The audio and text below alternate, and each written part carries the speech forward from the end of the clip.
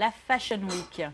Rappelle-nous, hein, parce qu'il y a des hommes ici qui sont peut-être pas calés au top de la mode. Hein. Je taquine, je cherche. Non, c'est vrai que pour moi, c'était un événement qui était passé il y a quelques décennies de cela. C'est là en ce moment. Tous les ans. Hein. C'est en ce moment, tous les ans, comme mais là, en ce moment, c'est la Fashion Week haute couture. Ah, voilà.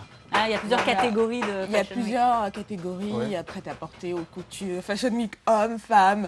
Mais bon. Et puis en plus, ça tourne selon les pays. Selon les ça pays, jamais la Fashion Week. à New York, En Paris, entendant Londres. les téléspectateurs, le bruit que vous entendez, ça c'est le travail du chef. Voilà. Vous allez voir des belles images de ce qu'il est en train de couper. J'ai repéré parce que en tant que... De professionnel. En professionnel, je comprends.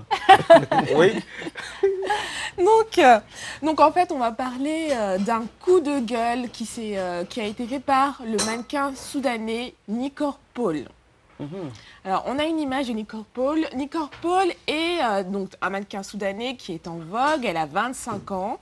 Elle a défilé pour de nombreux couturiers. Tiens, me fait penser à Alec Wake un peu. Hein. Exactement. Alec Wake, elle défile au niveau de la mode internationale. Elle a défilé pour plusieurs couturiers, dont Balenciaga, Vivienne Westwood. Waouh. Elle a aussi fait des campagnes de publicité pour Louis Vuitton. Elle est en vogue.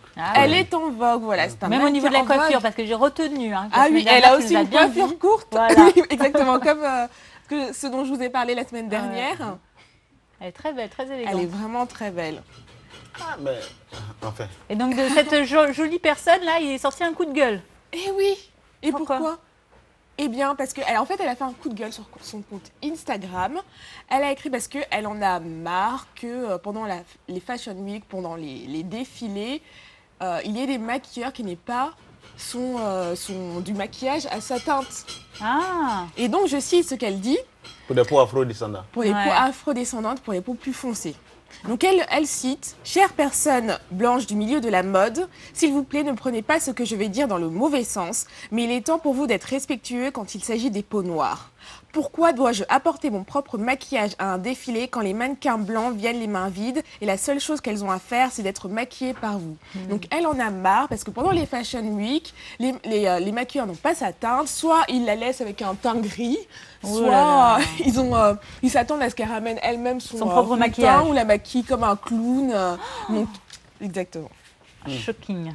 Mais pourtant, les grandes marques ont maintenant des teintes pour les peaux afrodescendantes. Exactement, c'est ça qui est d'autant plus choquant.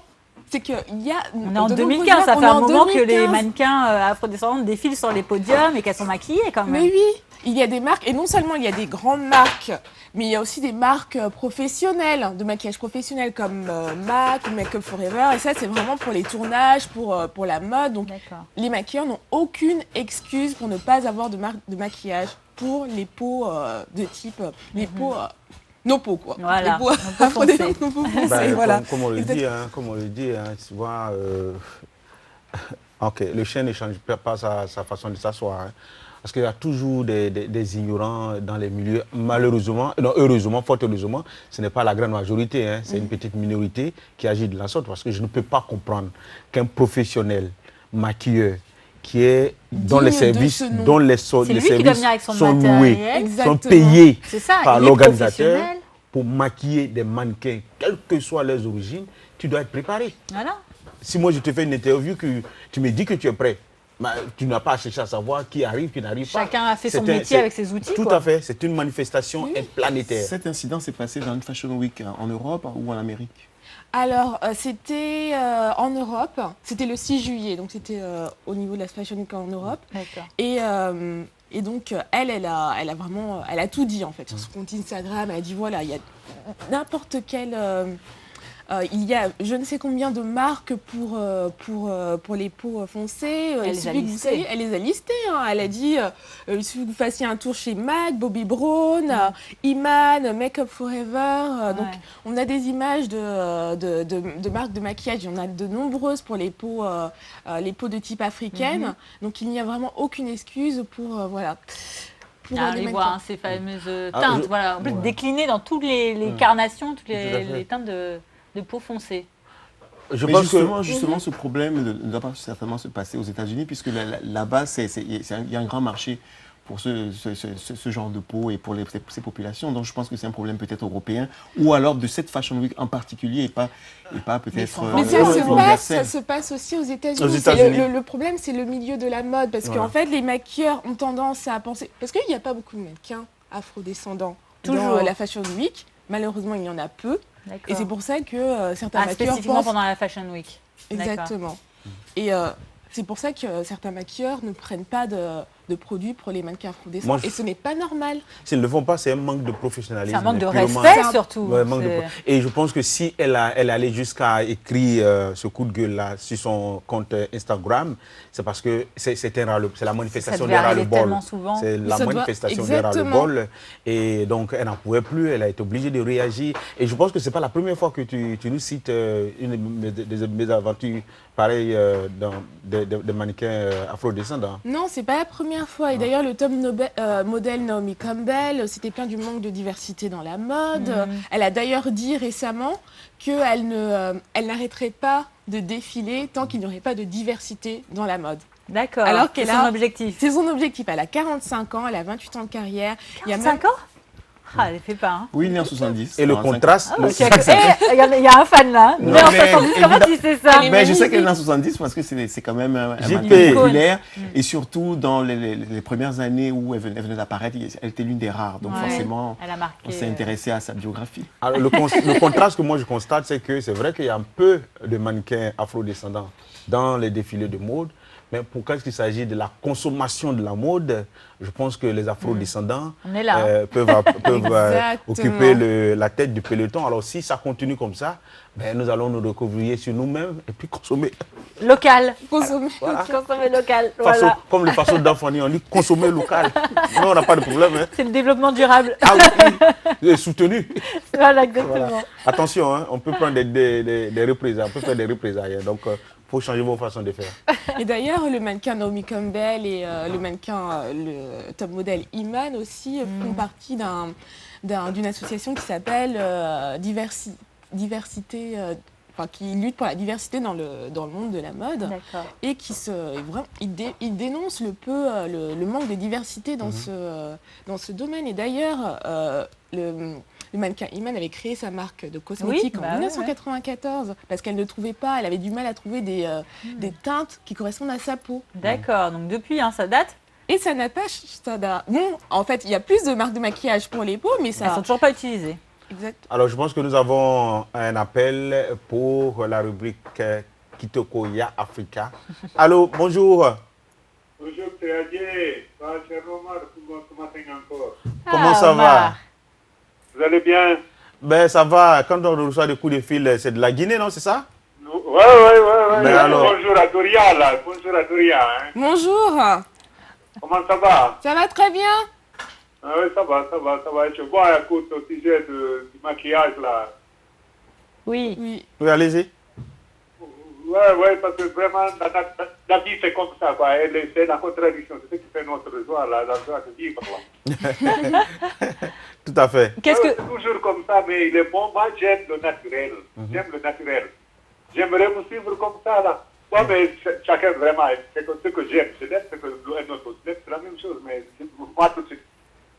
Tout à fait. Je l'aime, mais bon, si vous me laissez dire, c'est très bien. Je l'admirerais plus aussi. Ouais. Je n'ai pas très... C'est la vie, c'est la contradiction. Mais vraiment, le naturel est bon, que l'on soit même il est intellectuel ou pas. Vraiment, la carte, c'est la carte. On ne peut rien contre. Tout à fait. Ah, si t'en as été coupé. Ouais. En fait, ce qu'il voulait dire, c'est que, parlant de la mannequin en question, qui a connu ce désagrément de la part d'un des maquilleurs, c'est dire que lui, de toutes les façons, qu'elle soit maquillée ou qu'elle ne soit pas maquillée, son naturel lui plaît. C'est ça, il préfère les femmes naturelles. Comme par exemple, comme toi, par exemple, ton naturel, avec le sourire éblouissant. Oui, mais ce que les hommes ne savent pas, c'est que le naturel, ça se travaille. C'est-à-dire que là, si on a l'air naturel, on est quand même maquillé. Non, mais même vous, les garçons, il faut dire. Le naturel, c'est ce qui vient de l'intérieur. Voilà. Oui, mais en fait, il ne va pas contre le fait que la femme se maquille. Il dit, si elle vit ce désagrément-là à chaque fois, mais qu'elle reste dans son sur dans tu vois. Mais sur un podium, ils ne la laisseront pas défiler. Elle est mannequin, elle doit mettre du maquillage. Elle pourrait aussi protester en ne défilant pas à Fashion Week particulière aussi. Elle est professionnelle. Et oui, mais justement, si on veut aussi que les choses avancent, il faut pouvoir aussi faire des actions d'éclat pour pouvoir faire réagir les gens. Et peut-être les dirigeants de cette Fashion Week pourraient prendre des mesures, peut-être acheter du maquillage, l'offrir aux maquilleurs et aux maquilleuses, et puis voilà. Pourquoi pas. En ce qui me concerne, la politique de la chaise vide, je ne suis pas trop pour. Tu peux continuer à maquiller, à défiler, tu es professionnel, on te loue tes services, tu vas travailler comme il se doit. Maintenant, s'il y a des revendications à faire, tu les fais après comme elle a fait là. Je pense qu'elle a fait sur Instagram. Voilà, on va voir comment ça évolue. Ça va attirer l'attention des organisateurs qui vont l'approcher. Et puis bon, il va avoir mais si elle refuse de partir, alors on connaît la presse occidentale. Hein. De toute façon, l'histoire qu'ils vont créer derrière. Peut-être que si elle fait un coup, peut-être un groupé avec d'autres mannequins qui sont concernés aussi, ça peut être bon. Mais c'est pas la première fois que des mannequins se plaignent par rapport à ça, et il n'y a toujours pas de réel changement. Mais d'ailleurs, ce qu'elle a dit, c'est bien qu'elle en parle. Et d'ailleurs, son post a eu 19 000 mentions j'aime et plus de 4 000 commentaires. Donc ça a vraiment fait le buzz. En tout cas, moi, tout ce que je pourrais lui conseiller, c'est d'aller peut-être faire un tour à la Fashion Week de Dakar avec Adam Ndiaye. Et puis là-bas, elle serait certaine d'être bien maquillée à sa teinte. Ça, c'est sûr. Exactement. Monsieur Jean-Pierre a des solutions. Bien sûr. Il n'y a pas de problème, il n'y a que des solutions. Notre médiateur est là. Fashion Week du Sénégal, là-bas, au moins, on a nos belles qualités. C'est sûr que ça va marcher. Non, mais c'est vrai, en plus, il y en a de plus en plus des Fashion Week en Afrique. Voilà, comme tu as dit, il y a Dakar, il y a Johannesburg, il y a Kinshasa. En Afrique du Sud, tout à fait. Abidjan avec... Abidjan, avec, comment ça s'appelle Il y a aussi la Fashion Week de Congo. Kinshasa, voilà. Donc sur le continent, il y a de quoi faire. Mais justement, c'est ici qu'il faut faire aussi, bouger les choses. Non, parce qu'ici, quand même, les Fashion Week ont des budgets consistants.